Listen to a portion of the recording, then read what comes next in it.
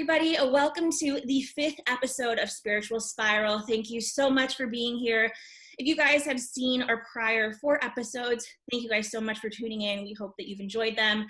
I'm noticing our Instagram followers are starting to grow. The watches and the listens are starting to grow. So thank you, and we hope that you're enjoying it. This is a show where we interview experts in the spiritual field, psychics, mediums, healers, intuitives, those kinds of people, to ask them questions about not only what they do, but what's currently going on in our world today, because obviously things are completely upside down, including my world. I'm breaking things. I'm just like losing it a little bit. So I'm happy. I'm happy to be talking to these amazing guests. I'm your host, Sam Davidson. I have my amazing good friend and co-host, Sari Cohen. How are we doing this week? I'm doing great. How are you doing, Sam? You holding up over there? I'm okay. I'm super excited though about our guest, Teresa Brenneman. She is a transformational guide and intuitive healer, and a lot of the work that Teresa does has to do with physical pain and how that's actually caused by energy, past trauma. I've never actually really met anyone that's done what you do before, so thank you so much for being here. Yeah, I'm so excited to be here and talk about what I do and all that jazz. So when you go to your website, it's really cool. I was telling you before the show how beautifully designed it is, and you offer all of these different services. Can you just tell us, like, as a whole, what it is that you do? Yeah, so I would consider myself like a transformational life coach healer because that's really what I do, is help people transform, find their purpose, heal past trauma, past lives, and heal physical pain. So that's my biggest like calling in life, is really to help people transform and step into their power and actually be able to take advantage of the energies that they have within them and decondition out of what maybe society or familial programming has turned them into. So people usually seek me out when they're wanting more in life and what they're doing now just isn't cutting it, and they have this like calling just to be something bigger. I got into this work doing body work, which is how I discovered that most energies or most pain within the body is actually caused by trapped emotions or unhealed wounds, or sometimes it's just the body trying to communicate something to you and you're not getting it. So you need somebody like me to decipher that message. So it's been quite the journey. It's really started to shift as I grow into my work and as I step into alignment with my purpose. And I'm just so happy and so glad that I found this work. That's so interesting. I'm wondering, when you are working with somebody, do you start with the emotional or do you start with the physical? So the way that I got into doing this kind of work was through body work, being a stretch therapist. So I don't know if you guys have ever gone to get like a professional stretching done, but I started doing that and started to realize like, oh, it was working for half of the people and then half the people it wasn't working. And people would come back to me week after week with the same pain. So I ended up like, one thing led to another. One of my mentors who was in the bodywork community ended up telling me about this course she was going to go take. And she's like, I feel like this is just something you should learn. I don't know. And my whole body was like a yes to it. And I did not know why. It's just like, you have to go do this. And I literally had to rearrange my schedule and figure out all this stuff to go, because it was like a week out and it was in Vegas. So I had to figure out all this stuff and all the stars aligned. And I get there and I really had no idea what I was signing up for. The website was very vague. It was like mind, body, and solutions. And it was spelled S-O-U-L, like soul. And I was like, this is interesting, but it didn't really say, it just said it was for body workers that were seeking something that would actually like make a difference. And, you know, maybe you're sick of doing the stuff you're always doing. And we get there and it turns out it's like a shaman who's teaching us how to work with energy. And I had no idea what I was in for. So I always say this work found me. I didn't actually find it. But that being said, my mom is a total witch and has been like saging me and doing Reiki on me and all of this stuff ever since I was little. And she's always said like, emotions, or pain is emotion just trapped in the body. And even when I was really little, I remember her asking, like, if I had a headache or if I had back pain or something, she'd be like, what are you angry about? And so she was definitely planting the seeds for me. And it just kind of felt like coming home once I did find this work. I was like, oh, this is what the universe has been trying to prepare me for my whole life, pretty much. So because your mom was so into that and really tried to implement that on you as a kid, were you resistant to it at all until you finally kind of like had your epiphany that this is what you were meant to do? oh my God, yeah. Even when I first went to the workshop and figured out what I was learning, I was like, my mom is going to be like, I told you so. Like, I didn't even want to call her and tell her what I was learning because I knew how much she was going to be like, I've been telling you this my whole life, you know? So it was really interesting. So it was a weird transition because most of my clients were coming to me for body work at the time. And then I would just be like, hey, I learned this new thing. Maybe like I'll spend an extra 15 minutes after your session and just kind of try it if you're open. And most people that were coming to me at that point in time were kind of at the end of their rope anyways. They had tried massage and tried chiro and tried all of these things and their pain was still persisting. So they're really open because when you're in that much pain, I find that you are desperate. So they're like, do whatever weird shit you want to do. And I was actually because I was personal training at the same time too. So I was actually working out at the fitness studio.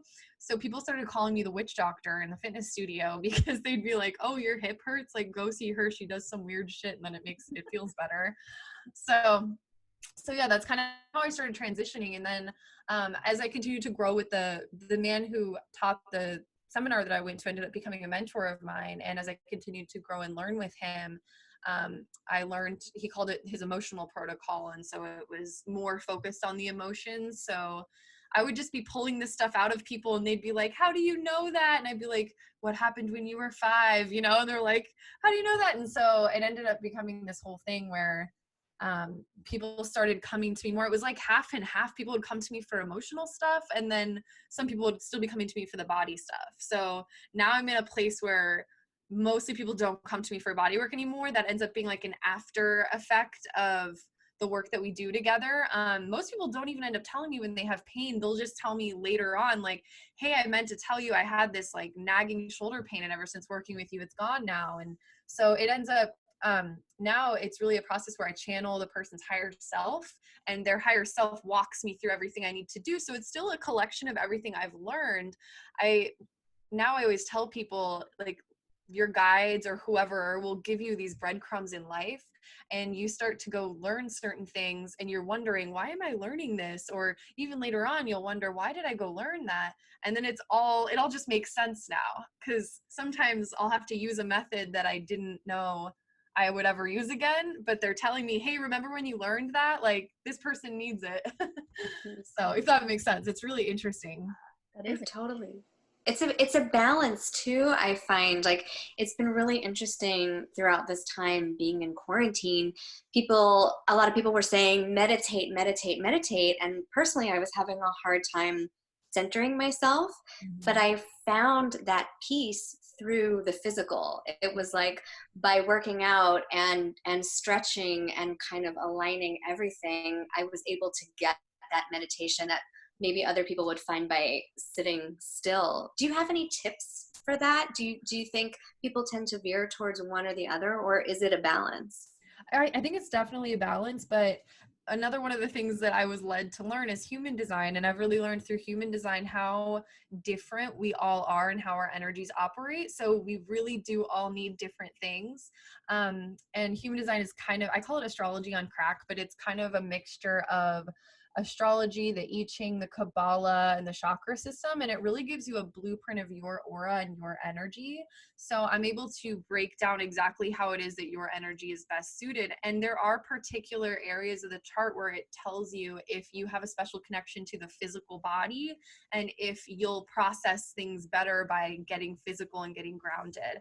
And there are 5 different energy types in human design. And so some of the energy types, the generator is going to be a type that needs more physical exercise. Also, if you have what we call a defined root in human design, so it's basically like the root chakra, if there's definition there, then you'll need to expend more energy in order to be able to like sit still, if that makes sense. So I can usually give people like a really quick rundown from their chart based on like what I see and how they should go around healing themselves, connecting, grounding, all of this stuff. So the human design thing that you offer on your website, how much of it is actually like the technical astrology numbers, and then how much of it is you putting in your other gifts into this like package that you fold up and like give it to your clients? yeah, so I've found human design was something that I just connected with like right away. It was almost creepy. It was like I just knew it. And it's funny because everybody that comes to me is like, this is so confusing. I look at this chart and I just have no idea what's going on. And that was kind of my opposite experience. I looked at it and I was like, I get this. And of course there was a lot of studying that ended up going into it, but I just learned it really quick. And it was like something I already knew. And I was just like coming home to it, just like everything else I've been doing. Right. So it really feels like when I do a reading for somebody, and I have a couple different options. I have like, you could do a reading with me where we do a Zoom call and I explain everything in your chart and I channel for you and just kind of see what's coming through. But I really find that I end up hearing things while I'm looking at the chart and just kind of like pulling things out of the chart. It's almost like the chart's talking to me. And then the other option I have is what I call a mini reading, where I make you a voice recording. It's like a 20-minute voice recording. And I've found that even when I'm doing that, the person's spirit guides are like trying to get in and communicate. So I'm like, okay, I need to tack on an extra 10 minutes just to give you all the messages that are coming through after I do your chart reading. So it's a really interesting experience. I think I'm still kind of trying to figure that out, but, I mean, as you guys have probably experienced before, when you're open to things, like they just try to come through. So I've had to be very particular, like, okay, I need to get through the 20 minutes explaining this person's chart, and then I'll tell them what you need them to know. So it's been fun.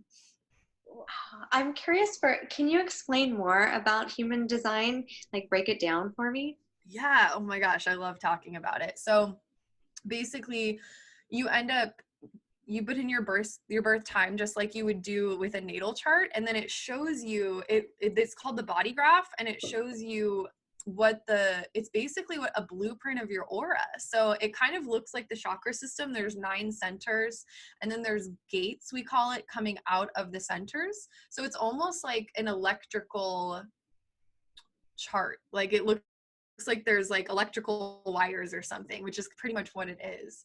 So human design is able to tell you how your energy functions in the world and how you're playing off the universe, and they call it your strategy and your authority. So it tells you what your decision-making process is, and then your strategy is basically just like how you're meant to engage with the universe. So for example, I'm what they call a manifesting generator, and manifesting generators are the divine multitaskers, hence why there's so many things that I do within my practice.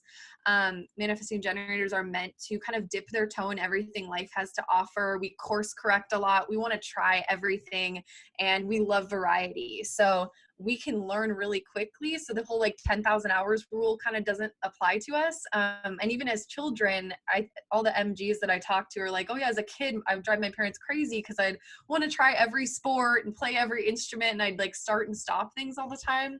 And so society ends up conditioning us to be usually a way that's not our nature. So that's what I love about human design, because it'll tell you exactly how you were designed to be and how you operate in a way that feels good to you and creates flow within your life.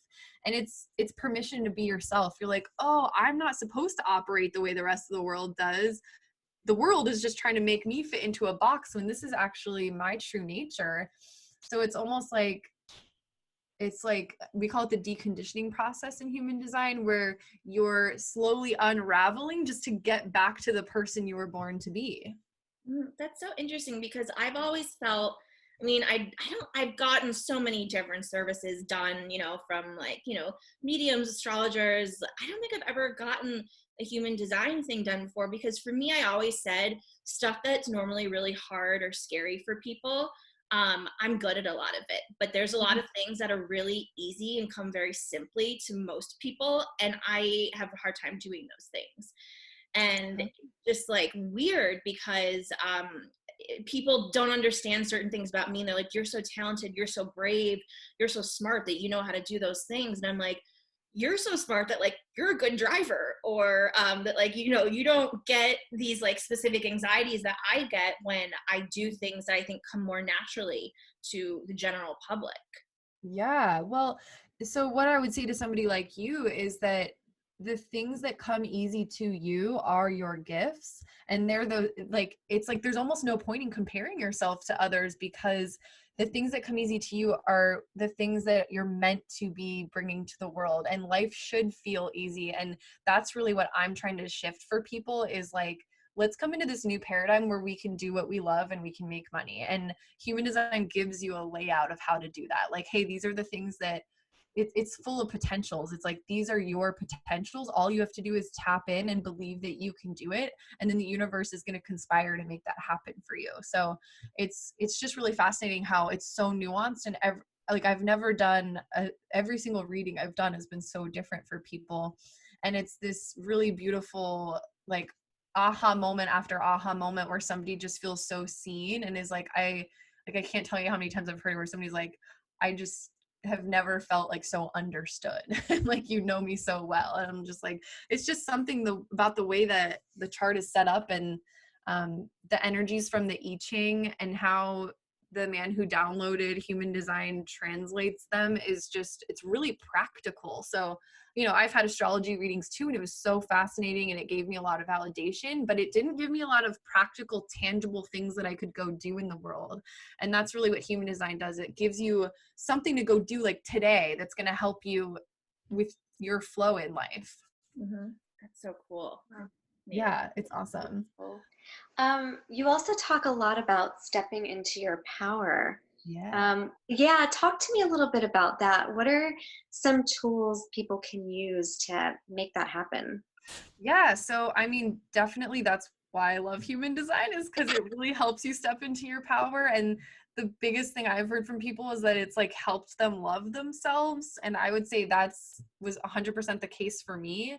But I would say, as far as like healing things and realizing that we actually do create our reality. So I know we're like in the matrix and everybody wants us to believe that we're a victim to our reality, but by healing things within you, with whether it's past life stuff or this life, childhood, whatever, it actually allows you to truly realize how powerful you are, and that you are a creative being that can create anything you want in life. And so I've seen so many transformations within people where it's like fast to a lot of the clients I've been working with. And I don't know if it's something to do with what's going on in the world right now, but it's like they're just ready. And I'm seeing a completely different person in a month, just of committing to themselves and actually realizing, like, somebody tried to convince me that I am not powerful, and I've somehow been conditioned to believe that I can't make decisions for myself and that other people have power over me. And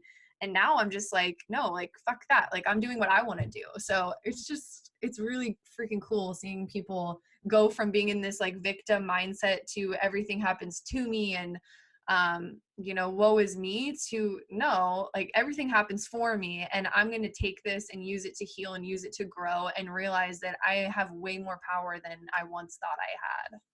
And given, let's get into what's going on in our world today. Yeah. You know, I have a lot of questions for your opinion on things, but what have you been working with your clients, or telling them, you know, as to how they're feeling? If anyone's asking you why this is happening, because it very much a lot of times feels, especially when you lose your job, or especially if you lose a loved one or get sick, you know, that this is happening to them. And that's one of the scariest things about COVID-19, is that it's very difficult for us to feel as though we have control over anything anymore. Yeah. So, Yeah, totally. And I would say, you know, at the end of the day, it's kind of finding that balance between having control of what you do have control over, and then allowing the universe to take the reins for the things that you don't. So it's kind of this beautiful dance between acceptance and stepping into your power, if that makes sense.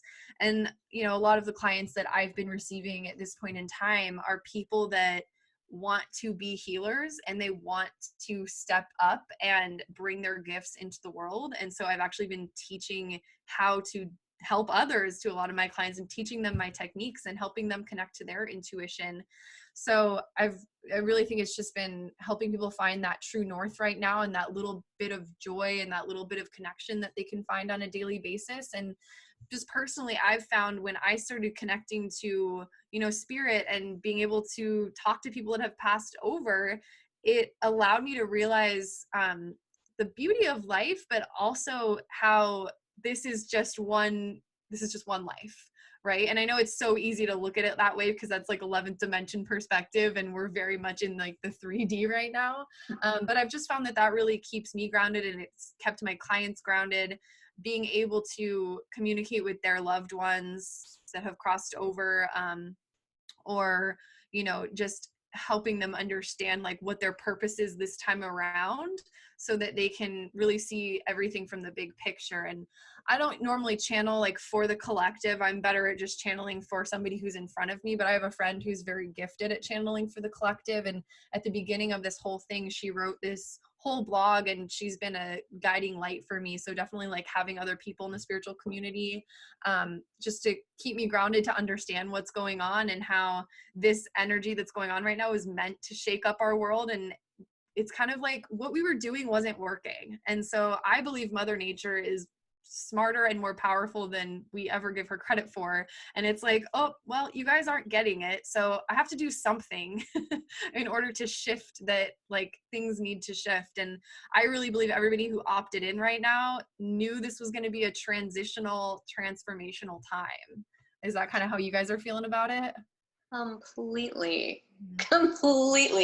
You Yeah. nailed it. I wanted to ask you too about the energy, because I definitely feel like it's shifting, but this past week in particular, there was some really funky electric energy. Like I've been on that same page with transformation and the ups and the downs, but with the full moon, with the flower moon, and then it being the last super moon of 2020, I'm usually really in touch with that and kind of feeling the energy that's going on out there. But I was not a fan of that moon. There was something going on where I was just like, it felt chaotic to me. Yep. There was not, as much as I was trying to like channel what was going on and focus, I was like, this is not sticking.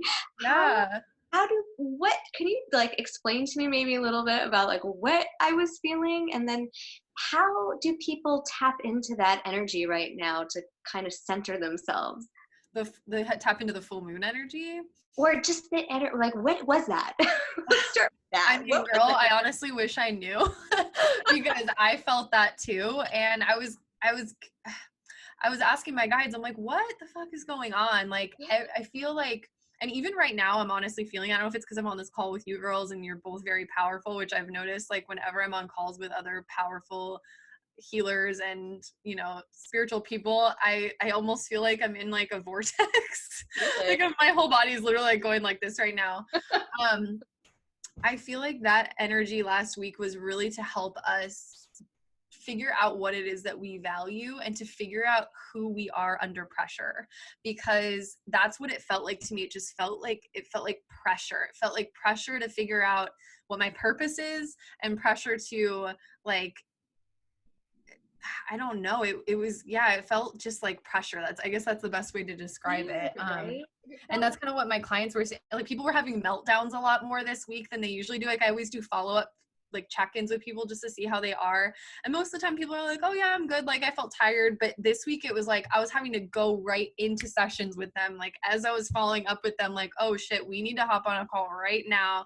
What's happening with you? It was just like things just being pushed out of people, like, at an alarmingly quick rate. So I feel like it was like almost a surge of energy to help us further heal, if that makes sense. That makes sense. I've definitely felt this surge of energy. I was telling you, Teresa, before the call that, like, I was feeling really off, and Scorpio is a sign that as a Libra, I kind of like am afraid of them. They scare me. Yeah. And so the full moon was in Scorpio, and I was making bolognese pasta, homemade. It took like 4 hours to make, and I was hungry, and I can be very impatient. And so it was still really hot, so hot that I had to put a towel underneath the bowl in order to like eat it on my couch while I watched Netflix. And so then the heat touched me and I flinched. And I mean, my bolognese pasta that looked like diarrhea, but it was delicious, just went flying all over my shag rug carpet, which is like, if you're going to spill on something, it's like, don't spill on a shag rug with like pieces of meat and That's the vegetables. worst. And I was just like, no. And then right before this call, because I mean, I believe, right, that like a full moon and stuff, like you still have like the effects of it like a few days after. And before. Yeah, I was trying to like 4 days. Broke a huge bottle of vodka that was just like right behind me in my kitchen. And I was like, whoa, like it's one of those things that you feel like you're going to touch someone and electrocute them almost. So yeah, it's definitely, and I felt like this is the last thing we need right now. Stupid full moon in Scorpio. In freaking Scorpio. That's so funny that you say that, because my best friend is a Libra and she's always like, I hate Scorpio. And even like she would cancel a date with somebody if she found out they were a Scorpio. She'd be like, no, I'm not going. So weird. I don't know many. I'm a Cancer, and I don't know many Scorpios. I mean, I can count the number of Scorpios I've known in my life, or at least that I've connected with. Yeah, I'm a Scorpio rising, so it's definitely, or I'm sorry, not a Scorpio rising, Scorpio moon. I'm a Capricorn rising, but it's I feel like that Scorpio energy is just really like deep and intense, and it's actually the thing that allows me to create such deep emotional intimacy with people. So I know it's very different to have it in your sun versus your moon, but I've found that it's the thing that just makes me want to feel all the feels, and like I just love emotions in general. I love emotional energy. I love helping people process emotions. I had an astrologer once tell me I'm supposed to be like giving people emotional baptisms.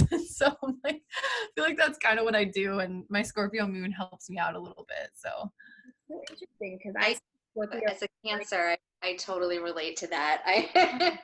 And I feel like we are all on this emotional journey. Like I keep telling Sam when we keep having this conversation, I feel like we all have things that we need to work on individually. Like we're all being challenged to repeat lessons or to do things that are really, really hard or out of our comfort zone, things that will cause us to grow. We have to tackle that head on. But there are also collective lessons to be learned at this time as well. Mm-hmm. Yeah, absolutely. What are some of have you guys noticed any collective lessons going on right now?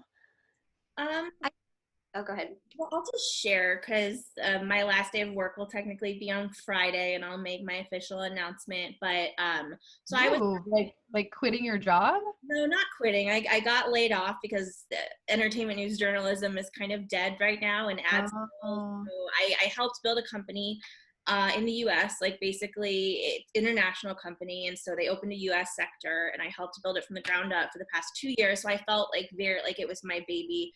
Essentially like my boyfriend. Like I was like laser focused for almost the past 2 years, and I had lost my father. My dad got really, really sick and was dying around the time when I got this job, and we knew that he was going to pass. And so when he passed, it was like this job, I just put everything that I had into it.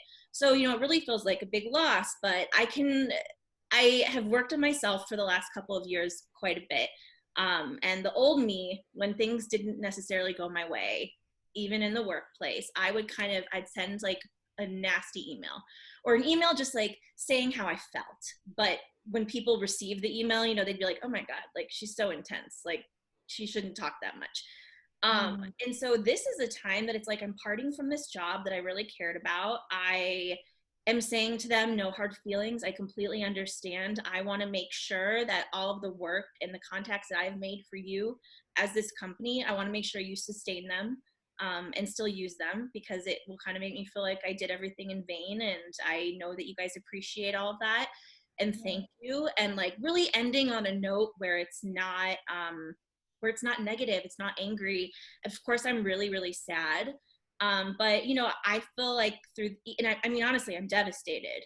It feels like a complete loss of something, but I'm proud of myself with the way that I have been handling it, as opposed to 4 years ago, maybe if I were to have lost a job, how I would have handled it then. So that's something that I feel like I've seen as a change in myself. Yeah. Oh, I love that. I mean, it's like, again, we were talking about stepping into your power, you know, and instead it's like realizing, oh, this is my power in this situation and I can take the reins in that way. And I don't have to feel like a victim of this. Like I can, you know, mourn the loss of it and be very human about it and grieve it. And like, I love that you were so vulnerable and honest about it, but at the same time, kind of still having that mentality of like, okay, there's something coming, like there's something bigger that is out there for me. And that's why this is happening to me. I mean, I'm still, and poor Sari has, been on the other ends of the phone calls when I'm a mess. Like, I am not okay a lot of the time, but I guess now even talking to you guys about this and talking to you specifically, Teresa, it's just like I can kind of see more from a bird's eye view. Yeah. Like how I've been transforming in those ways. And I mean, I'm just really sharing it too, because for people that are listening or watching, like that have lost their jobs, I hope that you guys can maybe find that same power in yourself and you can still call your friends and cry and be scared Yep. and upset, and ignore that, because hiding that isn't going to help anything. And Sarah's been a really amazing friend through it too. Oh, that's such a gift. I love you. No, we're, you're there for me too. That's how it works. And we're all, I keep using this example of like, we're all in the same ocean, but we're all in different boats. So To me today. What? Someone said that exact same thing Really? to me today. I had a call with the doctor and she said the literal exact same thing. Wow. You It's obviously needed to hear that. Yeah, I mean, we're all being forced to change right now, one way or another. And, you can, like Teresa works on and says, it is about stepping your power. I was just telling you, Sam, it's leveling up in a way. We're being tested collectively, but individually. And, you do create your own destiny. You did it before. You can do it again. It's time to shift it. And so for your gifts, Teresa, like, do you ever tap into the future at all, or like feelings that you think could possibly happen? I mean, I know that maybe that would be a newer thing to you, but it seems like your gifts are just popping up left and right. They are really, I mean, this whole like experience over quarantine has allowed me to actually let them develop, because I mean, we were kind of talking about what we've learned through this process, but I've been working 7 days a week for pretty much like 4 years at this point in time, ever since I started to build my business, because I was bartending when I first started doing it. And it was like, I just took clients when I could, and it would end up working 7 days a week. And I felt like I was running all around town right before this happened. And I just remember saying to my husband, like, I really need to give myself a day off. Like, I never have a day where I can just like do nothing and just hang out with myself and not have to be somewhere and talk to somebody or something. And so this time I've had more time to just like lay around, and I've made less money at the beginning of it, of course, but it was like I was able to heal things and come into these gifts. And I truly don't think I would have allowed myself that had I still been working like I was. So yeah, it's just been really interesting. And with when it comes to the future, because I do tap into people's higher selves, and it's almost like I find that people's higher selves give them like breadcrumbs, because it's like almost like I can't share too much. Like a lot of times they're like, well, you can't tell them this, but like this is gonna happen, and they'll say stuff that's reassuring, but at the same time it's almost like they don't want me to give them too much information, and some stuff will just be completely withheld, to be honest. Like some guides are like, we're not gonna tell you that, like so yeah. And as far as like the collective goes, I think we're going to come into a much better future. This is the age of Aquarius. Like things are just shifting. And I think this is the collapse of our society as we knew it, which sounds really scary, but it's also really exciting at the same time. And a lot of other healers and spiritual people that I've been talking to are like, I mean, yeah, I'm nervous, but I'm so excited this is happening. And so although it's really challenging, it's really rewarding. And the analogy that I've been using is like, okay, if we have a house that's all dilapidated and it's like everything's falling apart and broken, you're not going to just like fix each little individual thing of the house. You're just going to burn down the house and start new. And so it's never fun to have to start all over and burn down your house and build a new foundation. But that's kind of like the energy from society that I'm feeling right now. Does that resonate with you guys? Completely. Everything you're saying is resonating with me. Completely. Yeah. How do you see things shifting for the collective? Yeah. So what I'm feeling is, and I've already been noticing it, but I think a lot more people are going to start to realize they can work from home and that they can work smarter and not harder. My he's in a band, and one of his members of his band works for like a big pharmaceutical company. And he was saying that over the course of this time period, they've been letting everybody work from home, and they've seen productivity go up by 30%. And so you think about that, like they were like, we're just going to implement it optional to come into the office forever now because we've seen productivity go up so much. So I feel like people are going to start realizing, like, and companies, they're gonna be like, oh, we can actually have our people work from home, not have to commute.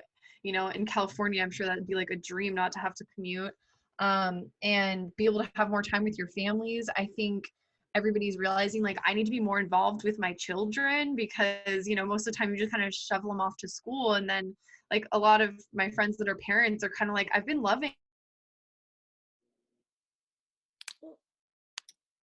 We froze. Oh no. Please. This is our first one, actually. Oh no. I'm getting to know them deeper, and that really weren't working are going to start shifting, and we're going to be realizing, like, oh, we thought it had to be that way, but it doesn't need to be that way, like, and even a lot of people that are like, well, I hated my job anyways, so like, good riddance, I'm laid off now, I'm getting unemployment for a little while and I can figure my stuff out. And so, I mean, I know that's not everybody's experience, but it seems to be a lot of people that I've been talking to. Yeah, and I mean, I'm sure with your human design work too, like there's certain people, probably a lot of people, that aren't made to be in an office.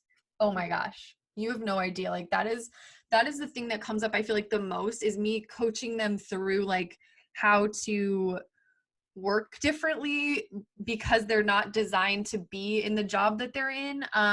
So just to kind of give you guys a little rundown about the energy types. So there's the generator, the manifesting generator, the projector, the reflector, and the manifester. And most of our population is generators. It's about 33% are generators, and about the same are manifesting generators. And generators are designed to be like the worker bees of the world. And, since it's most of our population, it's these people that have sustainable life force, workforce within them. But at the end of the day, like, even though they're the builders and they can work long hours and they can work hard, they're starting to realize, like, I want to do what lights me up. So the purpose of the generator is actually to be totally lit up and stoked on life and be putting out this like creative life force energy out into the world for everybody else to feed off of. So it's like the happier a generator is, like, I mean, I guess you guys can probably tell I'm a manifesting generator. I just get so lit up and excited when I talk about what I do. This is how every generator should be. And if you can imagine if, 75% of the population was as stoked as I am about what they do, like what a beautiful world that would be. And then there's the type that's the projector. And these people are really meant to be like the seers and the guides. And they're meant to bring efficiency and to tweak things and to guide the energy of the generators, right? So they're not meant to work the 8 to 10 hours a day. They're meant to work more like maybe in shorter spurts. I always say like 3 to 4 hours a day of outputting, and then you're meant to be kind of working on your craft the rest of the day. So I always use my best friend as an example. She's a musician. She gigs like 3 hours at a time, a few times a week. And then the rest of the week, she's learning new songs. She's learning about her craft. And that's still considered work, right? Because she has to prepare for her gigs, but she's only actually outputting a few hours a day. So it's just interesting. And then the manifestors are the initiators of society. So they're the ones that are starting movements. They birth things into the world, and then they kind of let the generators take over. So I believe Steve Jobs was a manifestor. So that kind of energy, like, I'm going to birth this whole new thing and then like give it to the world. And they end up being leaders because they're the ones that they're like the Nike just do it. They're the people that can go out there and just make things happen, which most of us are not those kind of people. So, we learn that if you work with like a business coach or something, they're like, yeah, you just have to go do it. And that's actually not how most of us operate. So it's really interesting because it's only like, 8% of the population is manifestors. Oh, Yeah. And then we have reflectors, which are only 1% of the population, and they are meant to reflect back the health of a community. So they can literally be anything they want because they shift, they're like chameleons, they shift based on who they're around. So, I mean, for example, if you think about like Michael Jackson was a reflector, and they're lunar beings instead of being solar beings like the rest of us. And so there's this glowiness to them. And because they're meant to reflect back the health of a community, I would look at him as like reflecting back the health of society, because he was like in the limelight, right? So at the time, like, yeah, he went through a lot of stuff, and we were all kind of seeing that publicly happen. And it's like, well, what does that say to us about our society that our reflector is going through this, right? Yeah, I'm assuming those people are a lot more vulnerable. They're sensitive, and they have a lot of inconsistency. So because they shift based on like who they're around and their environment, they really have to get into an environment that feels good for them. So one of my clients now, she's only 15 and she's a reflector, and she just like hates being at school because it just doesn't feel good to her. And I keep trying to like help her think about what other options that she could do to like somebody like that. I would say, yeah, maybe you're not meant to be in a public school, you know, like maybe it would be better for you to do the online thing and just kind of do what you got to do. Because if it's like, you want to look to the health of that person, and if they're not doing well, then they're not meant to be in that environment. So as you can imagine, that's an interesting conversation when people are like, oh, but I need to work and I need to do this job and I need to make money. So I really try to help set people up for that career transition and like help them figure out what their gifts are and what they're passionate about, so that when they're ready to take the leap, they can, and they have the tools they need. Yeah. Oh, it's really cool. I want to get into a little bit of the life coaching that you do also, because I feel like so many people need that right now. What do you offer? What are some tips that you can give people right now who are maybe feeling like we're all feeling? Right. Well, what I've been really helping my clients do is connect to their intuition over this time, because I feel like a lot of times when people come to me, because I am an intuitive life coach, and I work mostly based off intuition, you know, people come to me because they don't know what to do, and they don't feel like they have this like true north, right? So obviously meditation, whether it's movement meditation or just sitting and connecting, I really try to help people pay attention to the signs that they're getting and what is showing up for them. So because we live in a holographic universe, it's like things get mirrored to us all the time. So it's trying to figure out what's getting mirrored to you and what you're being asked to heal and what you need to shift in order to move forward. So definitely, like, I always recommend, have you guys heard of Lacey Phillips? No. Okay, she has a website, it's called To Be Magnetic, and she has like all of these courses that are really approachable and affordable. So I think it's like $30 a month.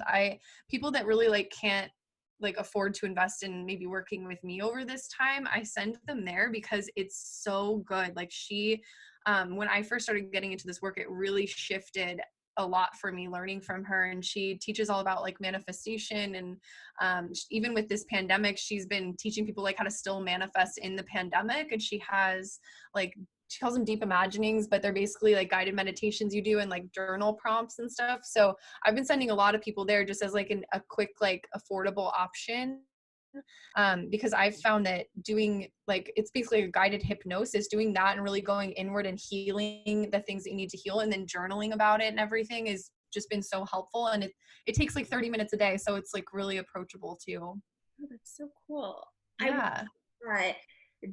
You're saying like so many interesting things, and I kind of want to like learn more about some of the little terms and things that you're saying, like how you just said a reflective universe of sorts, and then earlier you said something about, you know, we're in the 3D, and then there's, you know, all this. So it's like, what can you kind of tell us about what you know about like these different universes? Like, what does that even mean?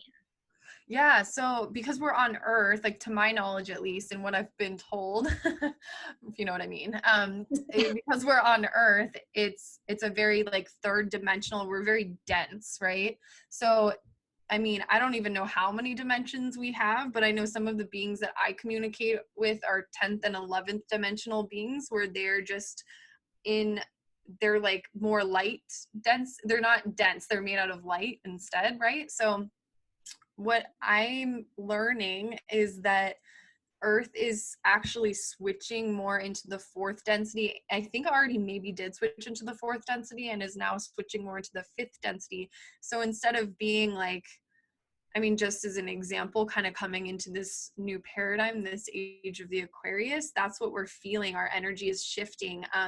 People are communicating more with energy and not just with like words, if you know what I mean. So I feel like when I'm talking to a 10th or 11th dimensional being, like they're literally just dropping into my subconscious. So it's almost like telekinetic communication, and humans can actually do that too. So it's all about learning that like we have these skills within us, and we're starting to switch into a dimension or a density where we're going to be able to do that. And it's going to be common knowledge instead of people having to seek out somebody like me. It's just going to be something that we can all do. So instead of having to really like craft that skill, like a lot of people like me have, it's just something that we don't question, that we're born with and we know it. Does that make sense? Does that answer that? I do. I was wondering, yeah, so I mean, I have that same, I feel like everybody is kind of born with the ability to do that. It is just tuning into it and being sensitive to it. Exactly. Yeah. And that's, you know, that's something that I've really learned like through human design, honestly. I'm like keep bringing it up, but my guides have told me like I'm going to be writing a book about this someday, and about this new Earth, quote unquote, and the new human, because we're like, humans are going to be shifting just like they have in the past. You know how we used to be like cavemen, and we're going to be shifting even more. So I think it's just really interesting now how even our languaging is shifted. Like even if you're in a group of people that aren't spiritually minded, quote unquote, like people talk about vibes, you know, like I come into a room, I can feel the vibe of that room. Like, oh, I don't like those vibes over there. You know, it's like starting to become common knowledge. And that is such a sign that we are shifting into different energies. More and more people are just noticing their sensitivity. And that's kind of the theme that I've been noticing within reading people's charts is like, oh my gosh, like you are so sensitive. Do you not realize how intuitive you are? And the person's like, what? And it's just like they're blocking it, because that's what we do. We block things when we don't want to know things, or it seems scary. It seems like too much, you know? So I end up getting a lot of people that they either don't know they're meant to be a healer of some sort, or they're drawn to that of some sort and they want to learn about it from me. So it's really interesting. And so how do you, I know that you do like, because you started off as a stretcher, like a physical, you know, you were working with people physically, and you still do that. You know, I know you live in Arizona, so you obviously have a lot of clients that, and you can't see them right now anyways, that aren't there. How do you kind of do work like that without presently having to like, you know, touch them? Oh yeah. I mean, quite honestly, I don't really get a whole lot of people coming to me for body work now. And that was something that, I mean, I didn't even really have anything to do with it. I work so much off referrals that people were referring people to me for intuitive work and for, you know, the channeling that I do and whatnot, and the energetic healing that I do. So, you know, like I learned Reiki initially, but now it's shifted into kind of like my own way of energetic healing. I don't like to follow protocols, so I've never been that person. I'm very outside the box. But I can do any of my work over Zoom. So this is mostly what I've been doing with people. And I've actually been working with people all over the country because I'm a part of a community of healers where we refer people to each other, and everybody's kind of all over the country. And so it's really cool because it's like, we all kind of specialize in different things. I call it like superpowers. We all have our own superpowers. And so it's really nice being a part of a community where everybody specializes in their own thing. And I'm like, oh, I'm getting the hit that you need to actually go work with this person. So I'm going to refer you out. And then like they'll end up sending me business. And so it just all kind of works like that. So it's been really fun actually getting to take my business virtual, because I do have an office that I see clients out of. And honestly, some people do need to be in person for whatever reason. Their higher self will tell me like, actually, this person needs to be in person with you. And it's happened a few times where I've worked with a distance person, and I'm like, if you ever want to come to Arizona, your higher self is telling me you really need to be in person with me to heal like this specific thing. Like maybe we can do some stuff over Zoom, but it's like, this specific thing needs to be healed in person. So that's what, like, no two sessions are the same. Everything's so different. And I also had a question too, about, because you mentioned talking to people's higher selves, and Yeah. I also heard mediums and healers, people like that, talk to the child version of themselves. That is that usually kind of like where the pain, like, and the fear in people lie. Like, do you ever communicate with that version of a person as well? Oh my gosh, yeah, that's actually I would say before I started channeling, actually channeling, I did like guided hypnosis with people where it was an inner child healing sort of thing. So that is still work that I do so much with people, because the higher self will tell me they need to connect to their 4-year-old self or whatever. And so I have a whole thing that I walk people through in order to connect with their inner child version. I truly believe that consciousness is fragmented right now. And our consciousness within ourselves is fragmented. So it's almost like we all have multiple personalities, and we're just, there's a lot of chatter up here, and it's just kind of trying to get everybody on the same page. And so when you have an inner child version of you that was, put through something traumatic, or, a number of things traumatic, like a lot of people have had very traumatic childhoods, it's almost like that part of them is stuck in that traumatic moment, because that's kind of the nature of consciousness, right? A lot of people say that they don't remember what happened to them as a kid, and it's because that's what children do in order to cope. They just like dissociate from what's happening and take themselves out of it. And so then people have no memory. So we'd end up doing like memory regression work, where we would go back to the memory and re-experience it, and then connect to that child and pull them out of that traumatic moment and bring them to a safe space. So it's like time traveling. You go back in time and save that version of yourself, and then heal them and connect with them. And it's really interesting, because I found that a lot of people's inner child are like, well, who are you? Like, because I'll have their adult self go in and talk to them, and I'm like, well, ask them what they need from you. And then the child's like, who are you? I've never met you, and it's like, the child is almost afraid of the adult version of themselves because they've left them for so long. And I'm like, well, how would you feel if you've been abandoned for 30 years and then all of a sudden this adult, this random stranger is trying to connect with you? And so it ends up being this bond that you have to create with that child version of yourself. Is there anything universally that we could all be doing now to connect with that? Are there any techniques that you have? Yeah, absolutely. So I actually have like an inner child guided meditation on my YouTube channel.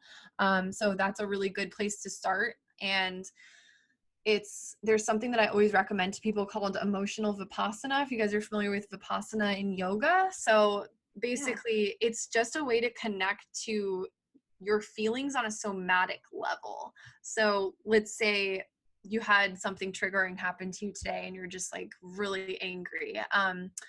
You would sit and just feel your feeling wherever that is. And so when I work with somebody in person and I do this, I'm asking them, like, where do you feel that? Describe it to me in detail. Like, let's say it's in their heart. They'll be like, oh, it feels like a heaviness in my chest. And I'll be like, okay, great. Like, just allow it to be there and invite it in. Let's actually make it bigger. And so what it does is it like gets you connecting to your feelings on a very somatic level. And it actually helps the body process it and move it up and out. And then sometimes that's where you can have memory regression, because once you connect to that energy and you allow it to shift, it's like you get taken back to a time because that energy was from that time. So I always say, like, it's not really our job to feel better necessarily. It's our job to get better at feeling. And then that ultimately is going to be what heals us. Wow. That's amazing. Well, this has been so fascinating. I'll probably very much be calling you up to talk to my peeps, my inner child, my older one, all those people. Like, gotta figure this out, because I keep breaking things. I need some help. There's something going on, yeah. And I think I also I just think that this is a time, and I'm a very like reactionary person. Like if I'm upset, I get sick, you know, like things with me flow very easily and quickly. And like for people that are watching, listening, this isn't a therapy session for me, but I just kind of am like going through this stuff and I'm learning. And I know that a lot of other people are too. And you, Teresa, have so many things going on. I want to hear about your podcast, about all the services you offer, where people can find you, all that. Yeah. So I have a podcast called the Be a Lion podcast. Lions are really, kind of my spirit animal. So that's what I named my business after. And, connecting to lion energy is all about stepping into your power and being the ruler of your own world. And so my podcast is really about the self-discovery journey and the healing journey. So I have some people that come on are clients I've actually worked with, and some people are just people that have shifted their life, transformed their life in some way. So you get a lot of advice about like what worked for them and maybe some breadcrumbs for you to follow, because our healing journey and our self-discovery journey is very different. Like everybody's so different. So you can check that out. It's on all the platforms. My website is howtobealion.com. And some of the services that I offer, you can do, a full human design reading with me, and that would be over Zoom, where we actually talk and go over your chart together. And you also get, like I said, the guides always end up popping in, so you get some channeling as well and whatever you need. And then you could do a mini reading where I'll record something for you. It's a 20-minute voice note about your chart, and then I'll give you a 10-page report just all about the basics of your chart, so you have it written out.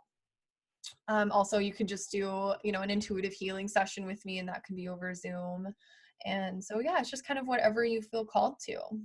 And where can they find you on Instagram too? Oh, it's at Teresa with 2 A's. My middle name starts with A, Brenneman. Amazing. Thank you so much. This is great. Teresa, thank you. It has been such a pleasure connecting with you. You are so lovely. Oh, thank you. So are you too. I'm so honored that I got to be a part of this. You guys are great. Keep doing what you're doing. Where can everyone find you? I am at The Savvy Scribbler, TheSavvyScribbler. I should have that tattooed on me. If you guys want to find me and my shenanigans, spilling my homemade pasta everywhere, I'm going through my own journey, you can find me at SamD43 on Instagram and Twitter. And of course, please follow Spiritual Spiral Show on Instagram. We do IGTV. We're also on, podcasts, Apple Podcasts, Spotify, and we have a YouTube channel as well where you can watch these videos too. So thank you again, and let's have a good week, you guys. Let's do this. Yes. Absolutely. Bye, everyone. We'll see you next week. See you next week.